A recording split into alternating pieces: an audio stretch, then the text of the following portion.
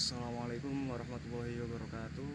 Alhamdulillah bulan Juli kemarin saya berhasil mengelilingi Pulau Jawa dalam waktu 13 hari dengan total jarak sekitar 2475 kilo. Kalau ditanya tujuannya apa? Jadi tujuan utama saya keliling Pulau Jawa itu adalah untuk ziarah ke Wali Songo, ke para wali, ke para penyebar agama Islam itu yang ada di Pulau Jawa. Ya tidak semua sih, hanya beberapa tempat saja yang saya lalui. Jadi agar tidak sekedar goes, tidak hanya sekedar touring, pulang, jadi sekalian saya niatkan untuk berziarah.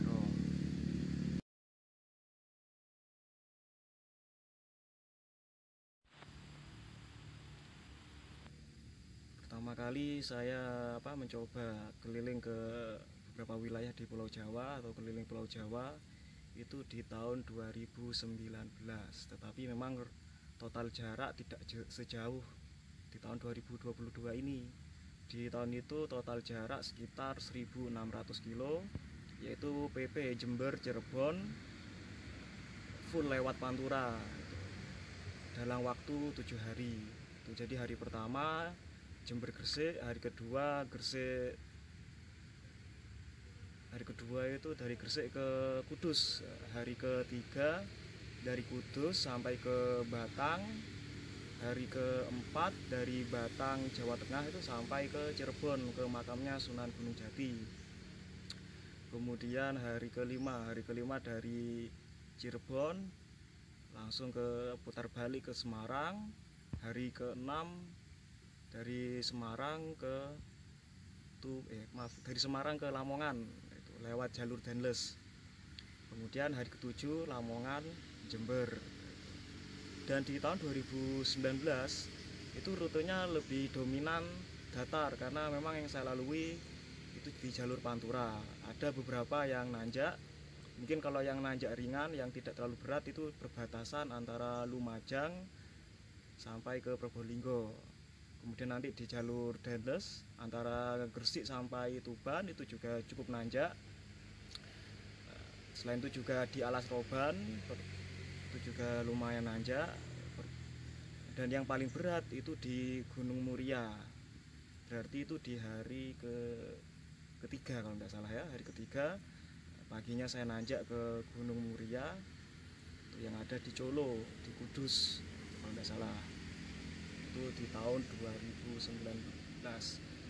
Awalnya setelah saya berhasil ziarah atau touring di tahun 2019 itu saya sempat berpikiran sepertinya saya tidak bisa mengulanginya lagi karena beberapa hal.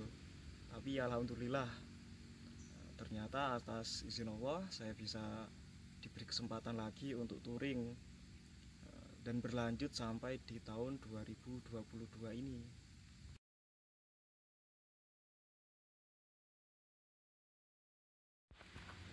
Kemudian alhamdulillah pada tahun 2020 saya bisa keliling lagi.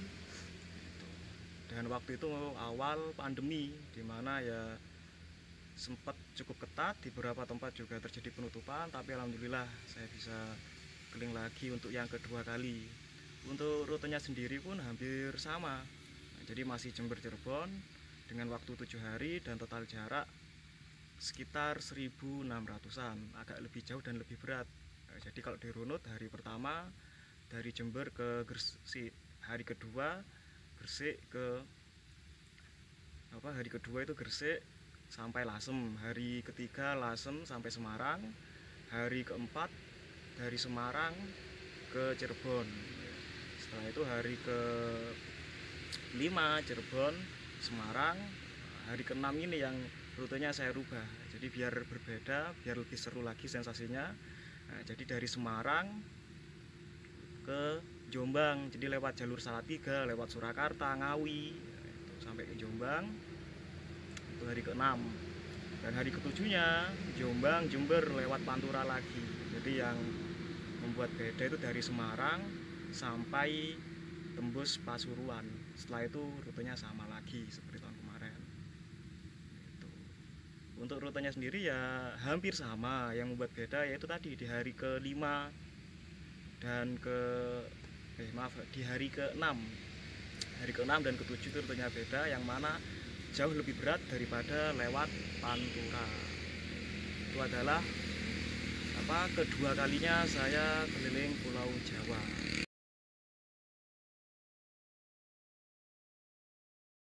Dan lanjut lagi, alhamdulillah ternyata masih diberi kesempatan yang ketiga, yaitu di tahun 2021 masih sama di kondisi COVID ya, masih pandemi waktu itu di tahun 2021.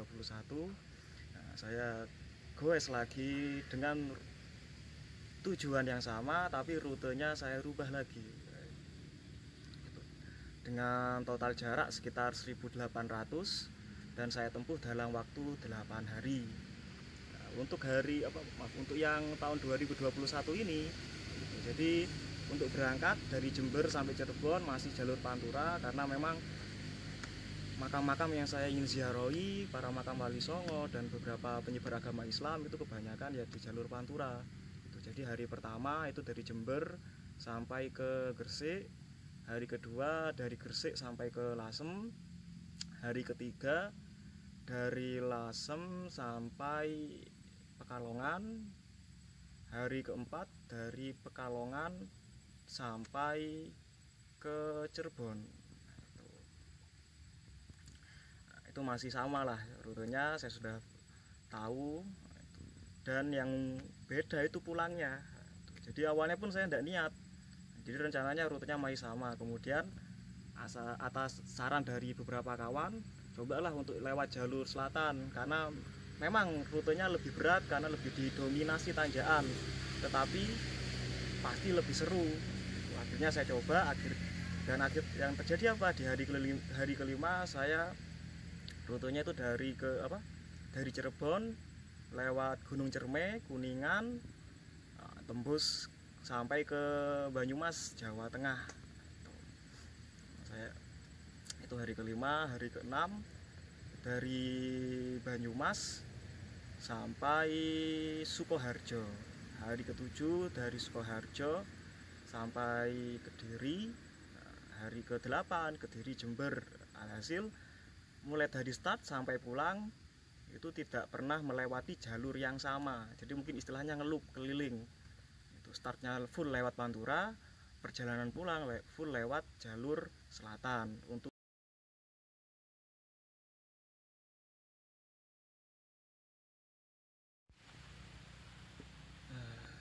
Kemudian lanjut lagi ya. Jadi yang keempat yaitu di tahun 2022 ini alhamdulillah diberi kesempatan lagi untuk touring keliling Pulau Jawa dengan jarak yang cukup jauh. Jadi kalau tahun-tahun sebelumnya di tahun 2018 hanya 1600, di tahun 2020 itu hanya sekitar 1600 juga, tahun 2021 1800. Nah, di tahun 2022 ini jaraknya sekitar 2475 dalam waktu 13 hari. Dan itu dari start sampai finish juga tidak melewati jalur yang sama, ngelup lagi, keliling lagi. Berangkat full lewat Pantura, pulang full lewat jalur selatan yang mana didominasi dengan tanjakan. Untuk hari pertama jalurnya itu ya Jember Surabaya. Hari kedua Surabaya sampai Tuban, itu lewat jalur Danles. Di hari ketiga itu dari Tuban sampai Kudus. Hari keempat dari Kudus sampai Pemalang. Hari kelima dari Pemalang sampai Cirebon.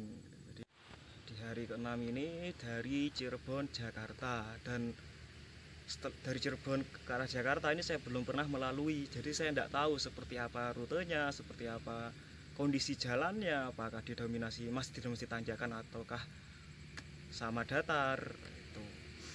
Dan ternyata ya karena masih jalur Pantura lebih banyak didominasi oleh jalur datar. Dan ketika masuk di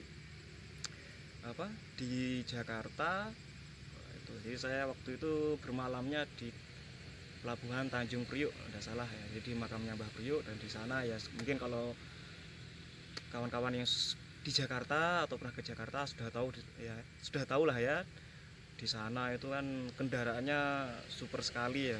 Di jalur utama ya padat, kemudian di pelabuhan juga banyak kendaraan berat yang cukup ekstrim.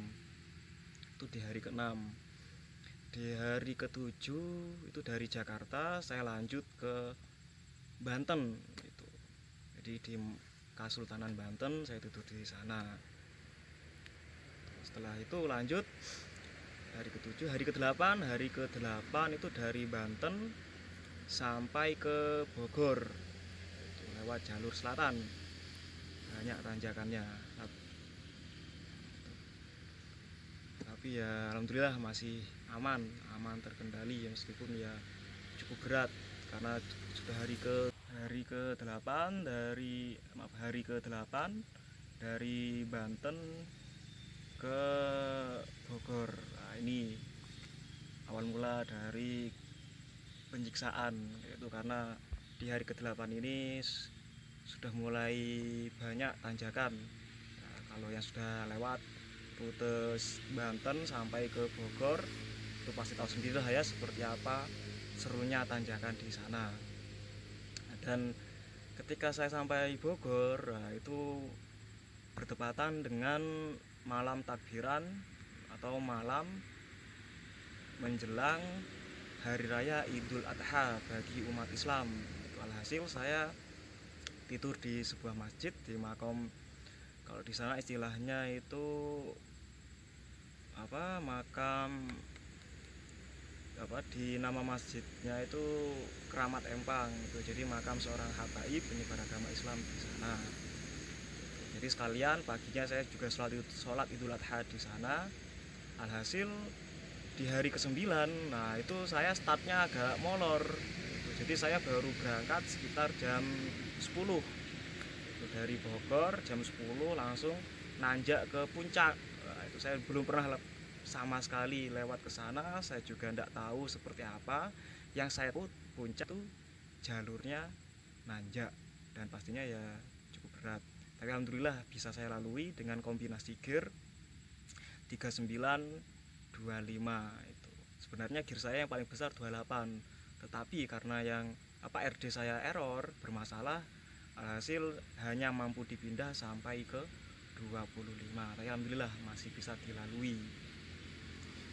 Setelah dari Bogor masuk di Bandung itu maghrib. Nah, setelah Bandung kemudian jalur Nagrek, nah, itu yang paham pasti tahulah ya. Di sana jalurnya naik turun, banyak tanjakannya, kendaraannya padat meskipun di malam hari dan minim penerangan, sehingga harus benar-benar fokus. Dan tidurnya pun di hari itu saya tidurnya di Garut, di makamnya Sunan Haromen. Cukup melelahkan di hari itu karena ya dari Bogor sampai ke Garut itu lebih banyak tanjakannya, dan saya memang belum pernah lewat situ, jadi tidak tahu seperti apa. Alhamdulillah diberi kelancaran. Kemudian di hari ke-10-nya dari Garut saya melanjutkan perjalanan sampai ke Banyumas, itu Garut Jawa Barat, Banyumas Garut itu masih Jawa Barat dan Banyumas sudah masuk di Jawa Tengah. Jalur juga masih sama, didominasi dengan tanjakan. Itu di hari ke-10. Lanjut di hari ke-11. Di hari ke-11 ini juga agak pendek ya, dari Banyumas ke Jogja. Di hari ke-11 ini saya salah perhitungan. Jadi saya mencoba lewat jalur Dendles. Karena kalau di map itu kelihatan kayaknya enak, datar dan lurus. Tetapi karena itu di pinggir pantai, pinggir laut, alhasil meskipun datar tapi halangan anginnya, gangguan anginnya itu sangat kencang sekali, sehingga membuat perjalanan cukup molor dan juga membuat fisik saya cukup ngedrop di hari ke-11 itu. Alhasil di hari ke-11 yang rencananya mau tidur di Pacitan, karena kondisi ngedrop, saya memutuskan tidurnya di wilayah Jogja, di kos-kosan teman saya itu di hari ke-11. Hari ke-12 itu dari Jogja sampai ke Kediri. Karena waktunya sudah mepet, itu alhasil di hari ke-12 itu saya melewati rute yang saya lalui itu rute yang cukup ringan. Jadi dari Jogja tidak lewat Pacitan, tapi lewatnya ke Surakarta, Solo. Jadi dari Surakarta, Magelang, Ngawi sampai nanti ke Kediri. Di situ juga masih agak nanjak, tapi sudah lebih ringan dari hari-hari sebelumnya. Kemudian di hari yang terakhir, hari ke-13, yaitu dari Kediri sampai pulang ke Jember. Ini full lewat jalur selatan, berarti lewat piket 0. Dan di waktu itu kan piket 0 atau wilayah perbatasan antara Lumajang dengan Malang beberapa bulan sebelumnya atau awal tahun 2022 itu terjadi musibah, yaitu erupsi Gunung Merapi yang menyebabkan jalur perbatasan antara Lumajang dan Malang tidak bisa dilalui sebelumnya, tetapi alhamdulillah di bulan April sudah bisa dilalui, sehingga ketika saya keliling Pulau Jawa saya bisa lewat jalur selatan, lewat piket 0. Meskipun karena itu masih kondisi sebelumnya rutenya sudah sempat ditutup, jadi waktu malam itu penerangan juga sangat minim dan sangat jarang sekali kendaraan yang lewat di sana. Jadi selama lewat piket 0 itu saya hanya berpapasan dengan 2 sepeda motor, dan kiri kanan tuh sangat gelap, jurang, jadi harus fokus, harus konsentrasi. Dan alhamdulillah bisa saya lalui dan bisa pulang ke rumah. Waktu itu sampai rumah juga sangat malam, saya juga lupa jam berapa itu. Dan pagi harinya saya harus kembali beraktivitas seperti biasa, ada tanggung jawab untuk mengajar di sebuah sekolah. Dan itu juga yang menyebabkan kenapa di hari ke-12 saya tidak jadi lewat Pacitan, itu karena takutnya waktunya tidak nutut. Kalau waktunya tidak nutut, alhasil nanti kan pulangnya tambah molor, jadi saya tidak enak.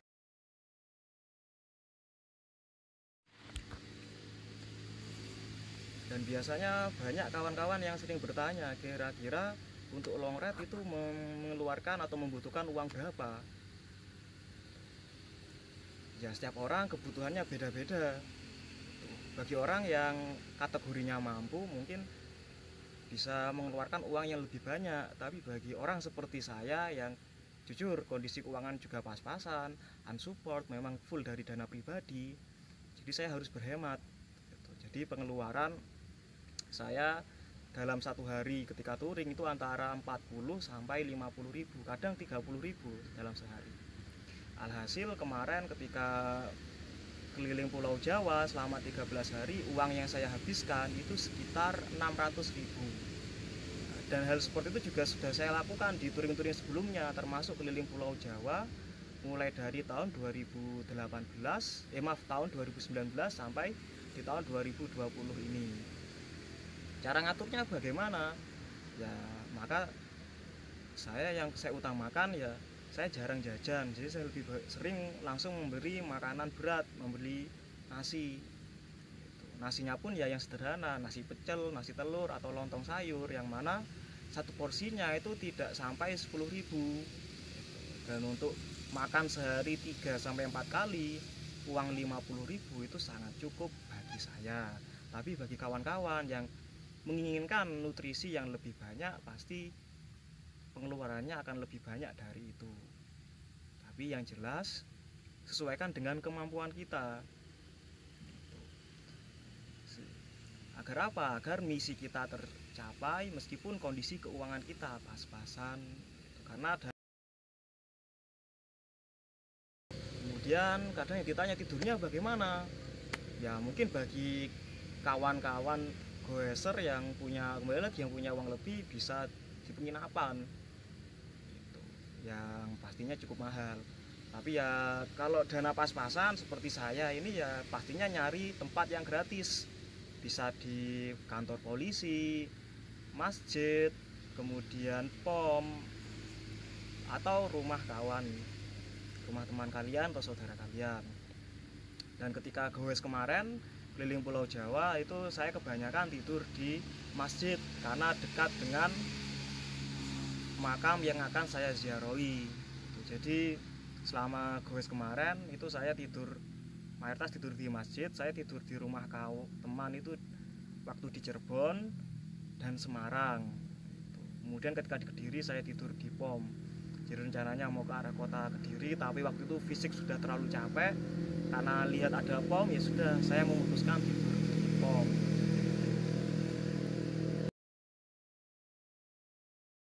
Kemudian yang sering ditanyakan lagi, peralatannya apa saja yang harus dibawa. Nah, ini berhubung yang saya goes menggunakan road bike, alhasil saya tidak bisa membawa peralatan yang begitu banyak, yang secukupnya saja, yang penting-penting saja. Jadi yang pasti ban cadangan, itu ban dalam, itu saya waktu itu membawa 3 buah, meskipun alhamdulillah tidak sampai bocor. Jadi ban cadangan tidak sampai dipakai. Jadi ban dalam 3, toolkit, pompa kecil, jungkil ban itu. Kemudian untuk pakaiannya sendiri, nah, jadi jersey saya bawa 2 set. 1 set yang saya pakai, 1 setnya itu cadangan. Itu jadi setiap hari saya cuci. Satunya saya gunakan untuk goes, satunya saya jemur. Jemurnya sendiri bagaimana? Ya malamnya saya cuci, paginya saya jemur, saya ikat di tas. Itu jadi kena angin-angin, alhasil bisa kering di malam harinya dan besok bisa dipakai. Dan jersey sebelumnya saya cuci lagi. Begitupun seterusnya. Kemudian saya juga membawa pakaian bersih atau pakaian suci seperti sarung, kaos panjang, sandal juga biar enak. Itu songkok juga saya bawa. Itu juga sama nyucinya, kalau untuk pakaian bersih biasanya saya antara 3 sampai 4 hari sekali. Jemurnya juga sama, jemurnya ketika goes. Saya ikat di tas bagian luar, saya kondisikan agar tidak terkena kotoran atau percikan air yang memungkinkan najis itu, sehingga agar terjaga kesuciannya.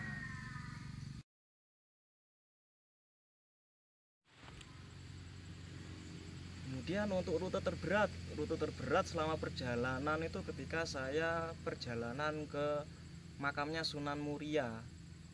Biasanya saya kalau ke sana nanjaknya itu lewat Kudus kota dulu baru nanjak. Kemarin saya nyoba lewat Kabupaten Pati nanjaknya, dan ternyata itu jauh lebih berat. Dan seperti yang saya jelaskan tadi, kondisi sepeda saya waktu itu kan RD-nya bermasalah. Jadi saya dipaksa nanjak dengan kombinasi gear 39 25. Alhasil ketika mendekati terminal Colo saya sudah tidak mampu, dan mau tidak mau ya saya tuntun sampai ke terminal Colo. Setelah itu ya sepeda saya parkir dan harus jalan kaki lagi menuju ke makamnya Sunan Muria, yang bagi yang sudah pernah pasti tahulah bagaimana beratnya, karena itu ada ratusan anak tangga. Saya juga tidak hitung berapa, yang penting yang jelas banyak dan cukup lama nanti jalan kaki dari terminal sampai ke makam Sunan Muria. Untuk selebihnya tidak begitu berat sih, karena ketika saya lewat dari Banten sampai ke rumah itu kan jalur selatan, dan di sana juga banyak tanjakan, tapi tanjakannya tidak seberat ke Sunan Muria kalau lewat Pati, yang mana jalur tersebut yang setiap tahunnya dibuat event Kom Muria itu. Untuk sepedanya sendiri yang saya gunakan itu adalah Polygon Stratos S2 keluaran 2016 ya, seperti di belakang saya ini. Hanya bedanya yang di belakang ini alhamdulillah atas bantuan dari kawan-kawan akhirnya bisa saya upgrade gitu. Dan ketika kemarin di keliling Pulau Jawa selama 4 kali atau 4 tahun berturut-turut, itu speknya kurang lebih hampir sama. Mungkin bagi teman-teman yang kenal saya di sosial media Facebook pasti sudah tahu ya speknya seperti apa.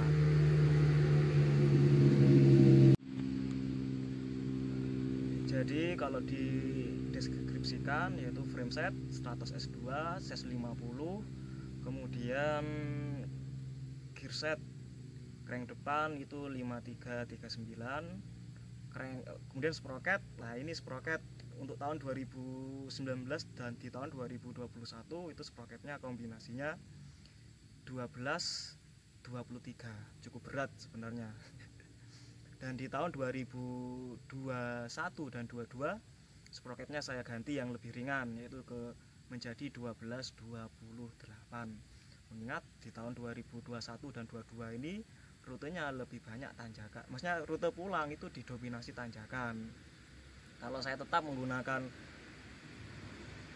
sprocket sebelumnya, minusnya apa? Minusnya saya tidak bisa mengekspor jalur-jalur lain yang lebih ekstrim. Untuk bannya sendiri saya menggunakan Kenda, itu ban biasa lah ya, harga murah kok. Di Jember sendiri tuh harganya ban luar Kenda itu harganya sekitar 50.700 atau dengan ukuran 723. Performanya bagaimana? Nah, sebagaimana lumrahnya ban murah itu sebenarnya lebih tahan terhadap ranjau, jadi lebih aman, tidak gampang bocor. Tapi minusnya tarikannya lebih berat, pancalannya lebih berat. Ya sebagaimana istilah dari kawan-kawan sendiri kan, ono rego ono rupo gitu. Kalau harga murah ya resikonya itu tarikannya lebih berat, tapi keuntungannya lebih tahan terhadap bocor. Dan selama 4 kali keliling Pulau Jawa, nah ini juga sangat jarang sekali bocor. Jadi di tahun pertama saya tidak bocor, di tahun kedua saya bocor sekali, tahun ketiga saya bocor sekali, di tahun keempat yang di tahun ini tahun 2022 itu tidak bocor, alhamdulillah. Meskipun sebenarnya itu ban dalam yang depan dan belakang sebenarnya sudah pernah bocor sehingga ada tempelan, alhamdulillah tidak nyiksa. Jadi gowes 13 hari dengan total 2475, alhamdulillah tidak sampai bocor. Itu keunggulan dari ban murah. Ya terserah kawan sendiri mau pakai yang murah atau yang mahal. Kalau yang mahal keunggulannya tarikannya lebih ringan, hasil lebih hemat tenaga, kita bisa gowes dengan kecepatan yang lebih tinggi tapi lebih efisien tenaga, beda dengan ban yang murah. Tapi ya kembali lagi sesuaikan dengan isi kantong masing-masing. Toh saya pribadi khususnya ini bukan seorang atlet, hanya penghobi. Jadi kecepatan itu nomor 2, yang penting rute tujuan terlaksana, berangkat selamat, pulang juga selamat. Kemudian pasti ada yang bertanya, rencananya mau kemana lagi mas? Saya tidak pernah membuat agenda, saya tidak pernah mengagendakan mau kemana. Selama waktunya ada dan memungkinkan ya saya akan long ride lagi gitu. Karena ya jujur di tahun 2019 ketika saya pertama kali gowes ke Cirebon, saya sempat berpikiran mungkin ini pertama dan terakhir kali, tapi alhamdulillah bisa keulang lagi. Teman yang mau melihat video ini, mendengarkan dari awal sampai akhir, terima kasih banyak. Dan mungkin bagi teman-teman yang ingin ditanyakan bisa langsung ditanyakan di komentar, nanti pasti akan saya jawab. Kurang lebihnya saya mohon maaf. Assalamualaikum warahmatullahi wabarakatuh.